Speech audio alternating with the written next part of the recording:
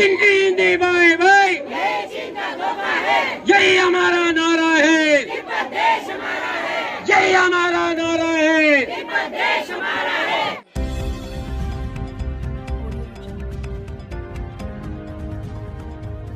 आज आपके खड़े होने को और आपकी बात को रखने का मुझे मौका मिला है, मैं सबके लिए आप सबको धन्यवाद देती हूँ।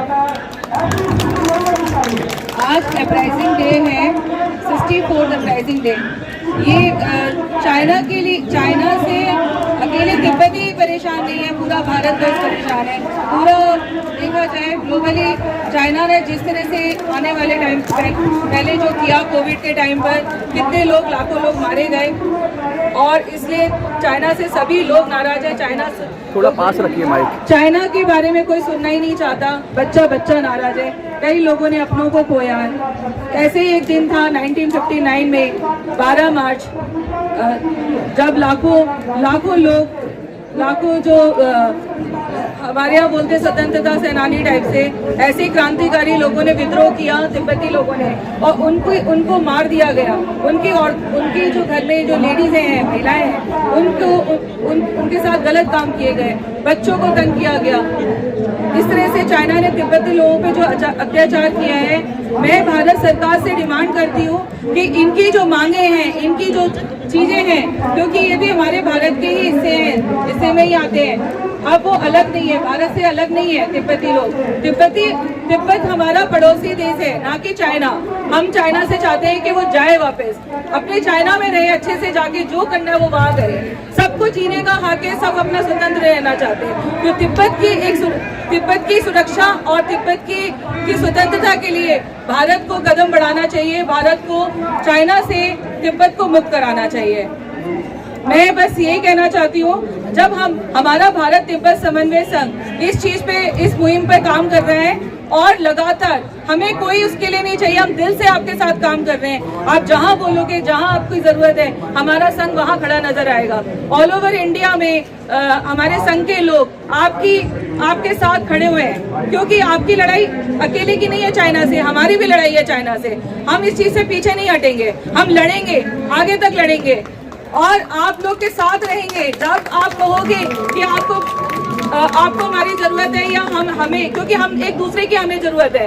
हम चाइना के जितना कोशिश कर सकते हैं, पहली बात तो सोच ही लें कि अपनी बनाई हुई, अपनी स्वदेशी चीजें अपनाएं, ना कि चाइना की चीजों को अपनाएं। अगर हम इस चीजों को छोड़ देंगे तो एक दिन चाइना मजबूर हो जाएगा। खत्म करने से पहले उसकी रीढ़ की हड्डी तोड़नी पड़ती है। बोलते हैं ना कि जब टूट गई तो क्या होगा। इसी तरह से चाइना को हमें हर तरह से कमजोर करना पड़ेगा, आर्थिक रूप से, मानसिक रूप से। अगर वो कमजोर हो जाएगा, आप लोग में से कोई भी कमजोर नहीं है।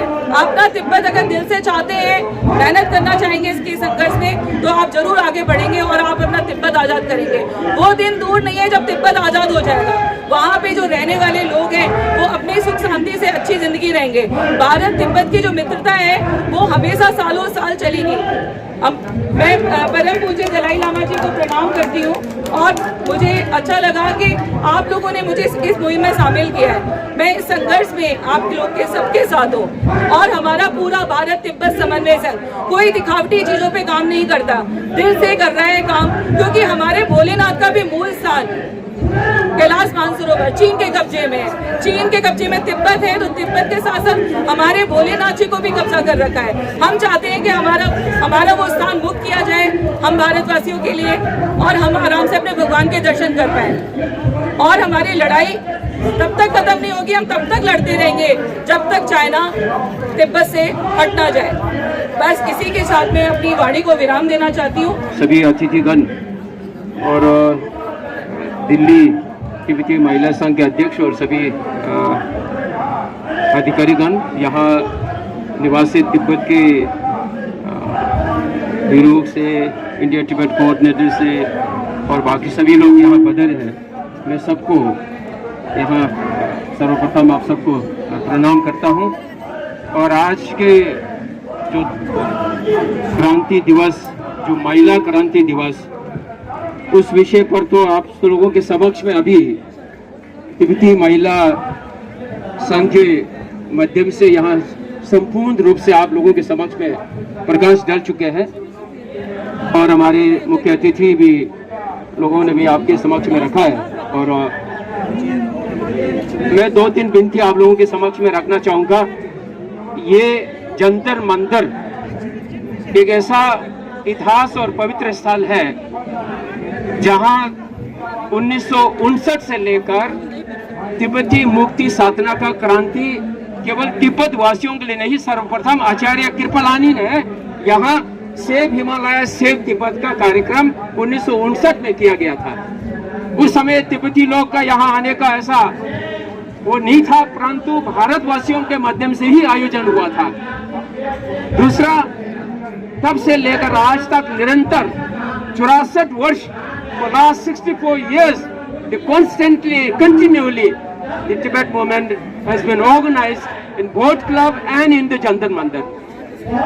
1998 में हमारे तिब्बती युवा कांग्रेस के माध्यम से यहाँ हंगर स्ट्राइक किया गया था। उस समय तिब्बत के बाहर जो पाउ थुप्तिन मोटुब ने आत्मदाह यहाँ किया गया था तिब्बत के संघर्ष के लिए।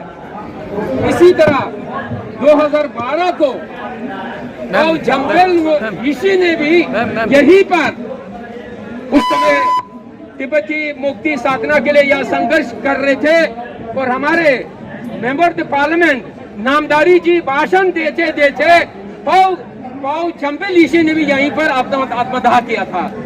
इसलिए ये तिब्बत संघर्ष के लिए ये पवित्र स्थल है, एक इतिहास के स्थल भी है। भले तिब्बत का समस्या का समाधान हो जाएंगे तब भी जंतर मंदिर तिब्बत के लिए एक इतिहास के रूप में रहेंगे। आज मैं आप सभी लोगों से इतना ही विनती करना चाहूंगा कि कल से पार्लियामेंट सेशन शुरू हो रहा है, राज्यसभा और लोकसभा का सदन। आप लोग भारत के नागरिकता होने के नाते आप लोगों के पास हक है, आप लोगों के पास यू हैव अ राइट्स कि आपके पार्लियामेंटेरियन लोगों से कहकर तिब्बत के इशू को, क्योंकि 1 महीने के पार्लियामेंट सेशंस में कोई ना कोई आपके मेंबर्स के पार्लियामेंट तिब्बत इशू को रेस कर सके। वर्तमान परिस्थिति को देखते हुए परम पूज्य दलाई लामा जी को भारत रत्न के लिए भी अनेक रूप से लोगों ने आवाज उठाया। मैं खुद जानता हूं कि all party parliamentarian forum for Tibet के 265 हस्ताक्षर अभियान करके आपके सरकार के पूर्व सरकार में मैं खुद जाके वहां पर देने को अवसर मिला, उस पर भी आप लोगों का जोर लगाए, ये मैं अनुरोध करता हूं। क्योंकि आज यहाँ इस इतिहास दोहराने का समय नहीं है। 64 इयर्स हम लोग यहाँ आप लोगों के समक्ष में अपनी तिब्बत के क्या परिस्थिति है, वर्तमान परिस्थिति क्या है, ये सब आप लोगों के समक्ष में रख चुके हैं। आप सब जानते हैं जो कुछ तिब्बत में हो रहा है, जो भी आज तिब्बत के अंदर परिस्थिति है। कल परसों भी हमने यहाँ कहा था कि चाहे भाषा के हो, चाहे बौद्ध धर्म का हो, चाहे सीमा का हो, अभी आपके यहाँ स्वतंत्र सेनानी लोगों का यहाँ एकजुटता हुआ है। इन सबको मालूम है कि क्या चीन से खतरा है तिब्बत के, सभी सैनिक दल लोग जानते हैं, लेकिन उस पर भी आप लोगों के सहयोग तन मन धन से करना चाहिए कि आपके देश के लिए क्या खतरा है। इसी तरह परम पूज्य दलाई लामा जी का एक ऐसा दृष्टिकोण है कि तिब्बती महिला संघ के 3 विषय रखा है। प्रथम जो विषय जो है, विदाउट एनी कंडीशन परम पूज्य दलाई लामा जी के प्रतिनिधि के साथ चीन वार्तालाप करे, क्योंकि 1959 से लेकर 1980 तक 21 वर्ष तिब्बत एकदम अंधकार में रहा, परंतु 80 के दशक में दलाई लामा जी के नेतृत्व में और दुनिया के समर्थन के वजह सहयोग से तिब्बत के प्रतिनिधि लोगों के वार्तालाप करने को अवसर मिला। और विशेषकर तिब्बत के लोग तिब्बत के अंदर जाने के लिए भी मौका मिला और तिब्बत से बाहर आने को अवसर भी मिला था 1980 से लेकर 2008 तक। ये 2008 तक जो कि 28 वर्ष जो है, एक ऐसा अवसर मिला कि हम सब तिब्बत के अंदर जो परिस्थिति है वो भी जानने को मौका मिला। लेकिन 2008 के पश्चात चीन कम्युनिस्ट में जो बेइजिंग में ओलंपिक हुआ उस समय पूरे विश्व भर का समर्थन मिला था। हम सब जानते हैं कि पूरे वर्ष यहाँ जंतर मंदिर में पूरे तिब्बत और तिब्बत समर्थकों स्वर्गीय जॉर्ज फर्नांडिस ने राजघाट से लेकर यहाँ तक पैदल यात्रा किया था, टॉर्च लेकर। माननीय इंद्रेश कुमार जी ने योगदान दिया था इसी समय।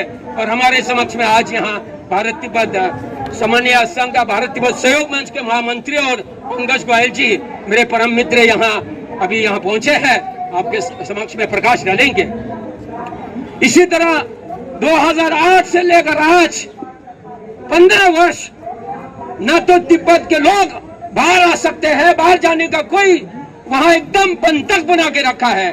जैसे कोरोना काल में हम सबको बंधक बना के रखा था, ये दूसरी चीन ने सबको फैलाया, सबको बंधक डालाया।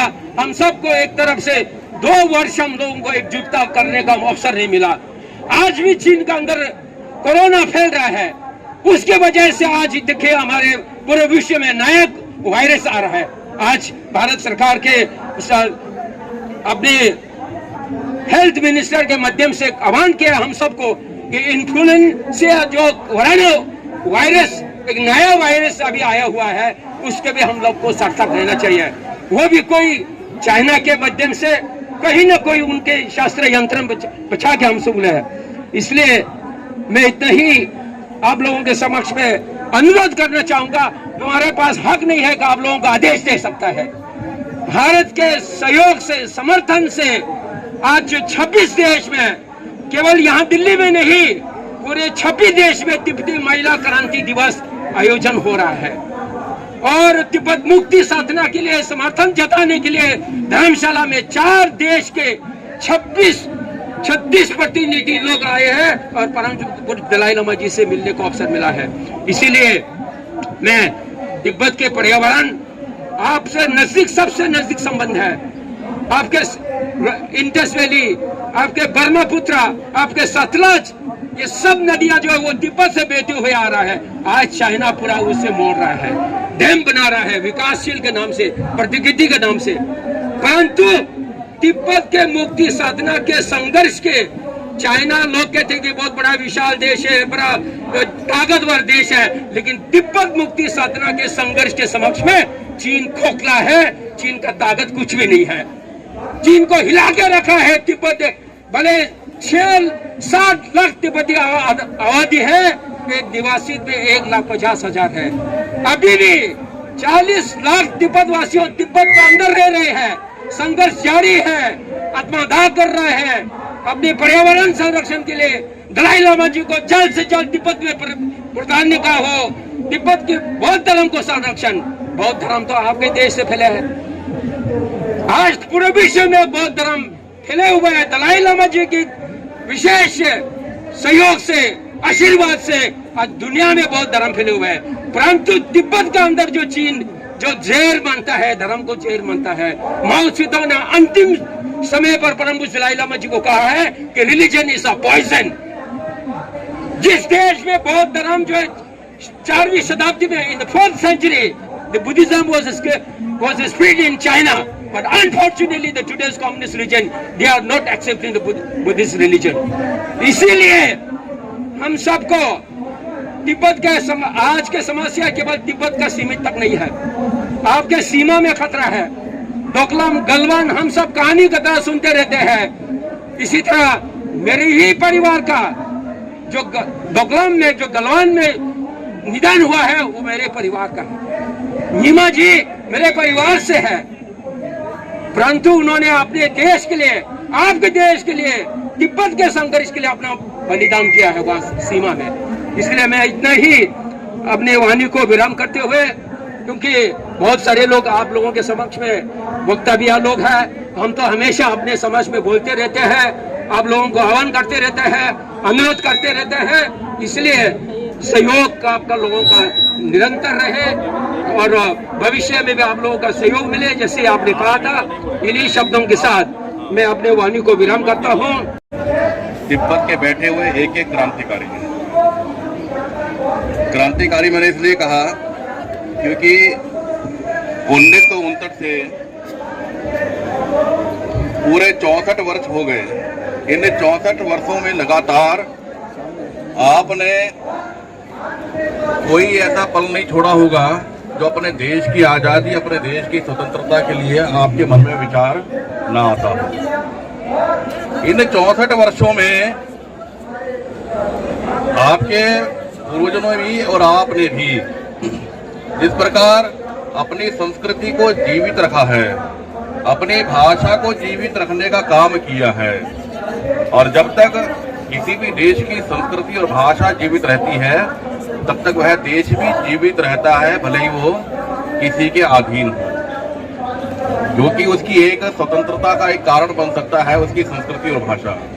जिस दिन हमने अपनी भाषा और संस्कृति को छोड़ दिया तो उस दिन भूल जाना कि तिब्बत भी अपना था।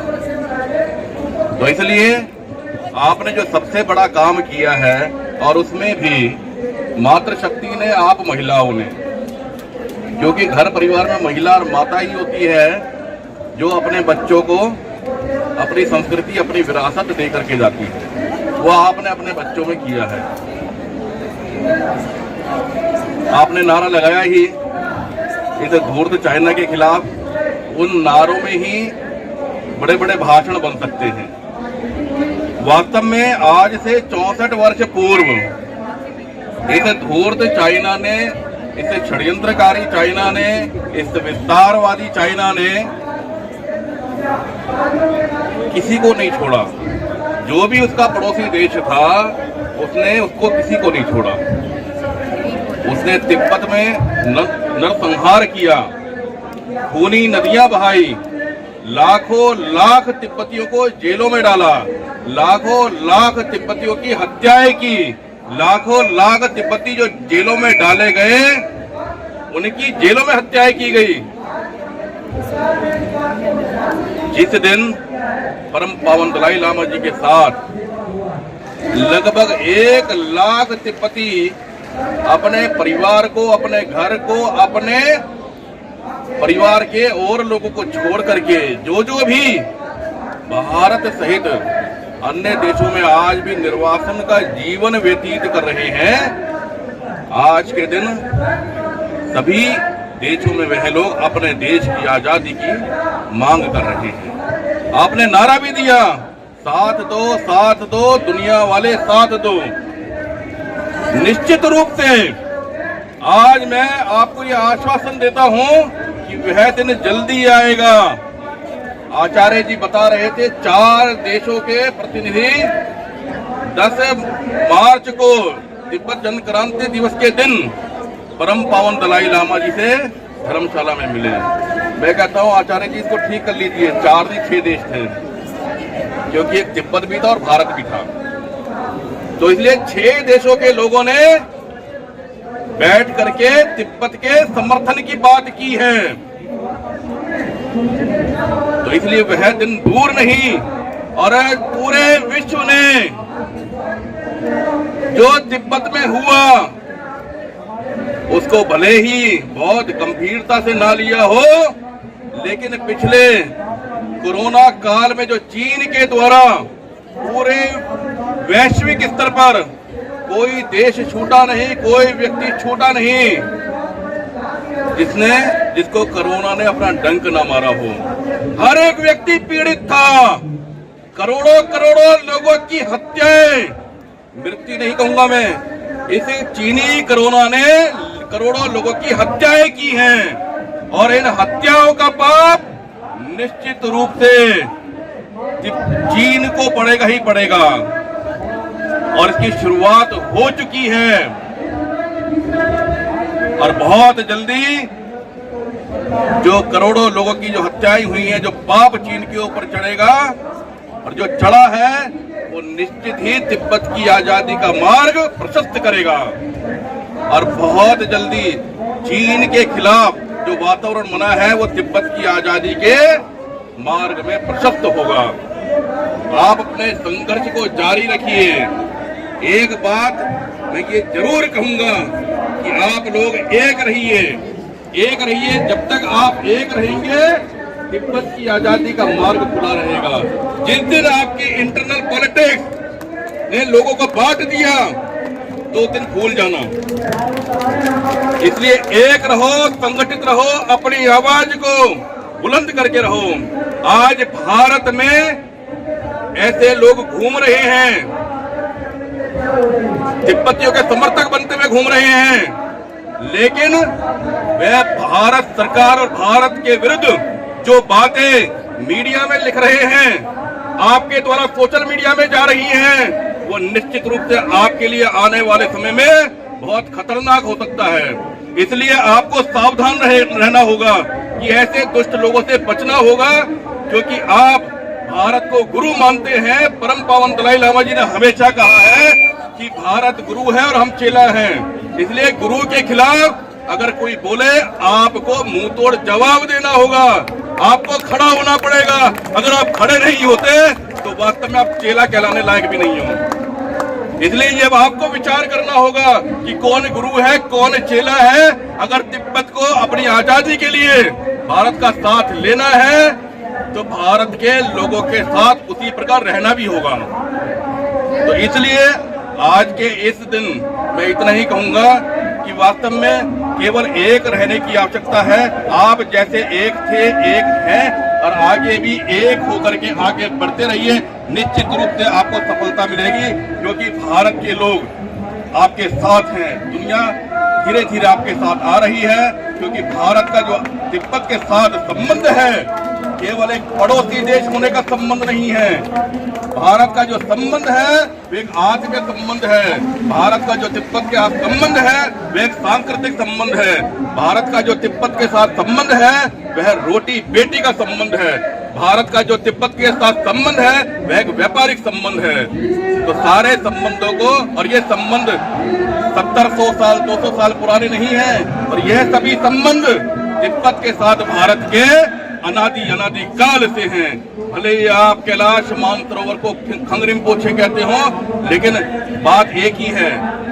अपनी भाषा में कोई कुछ भी कहे, जितना पवित्र कैलाश मानसरोवर हमारे लिए पूजनीय है, उतना ही कैलाश मानसरोवर खंग रिम्पोछे के रूप में आपके लिए भी पूजनीय है।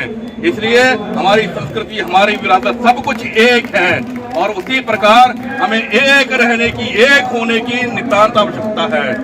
अपनी बात को मैं यही पूरा करूंगा, क्योंकि उन्होंने 2 शब्द बोले। बोलने के लिए 2 शब्द बोलने के लिए तो अपना इंजन भी स्टार्ट नहीं होता। जब तक 200 शब्द ना बोलने तो अपना इंजन स्टार्ट नहीं होता। इसलिए भारत माता की, भारत माता की। आजादी का जश्न कहाँ मनेगा? आजादी का जश्न कहाँ मनेगा? आजादी का जश्न कहाँ मनेगा? अरे दोनों हाथ उठा के मुट्ठी बंद करके आवाज इतनी तेज हो कि चाइना के कान से पार हो जाए आवाज। आजादी का जश्न कहाँ मनेगा? आजादी का जश्न कहाँ मनेगा? आजाद तिब्बत, आजाद।